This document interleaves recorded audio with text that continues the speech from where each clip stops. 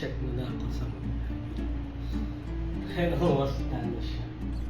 Ito na lang maayusin ko. Tapos na yung mosaic background. Ito na rin yung mga paint.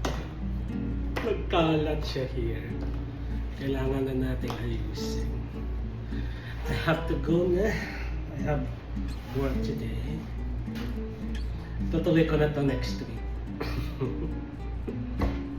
So, I'm done now with the mosaic background. So, parang may detail siya here. Parang kumapal yung wall na yan. Meron din itong parang mga usok. Hindi masyado. Ayan. May usok.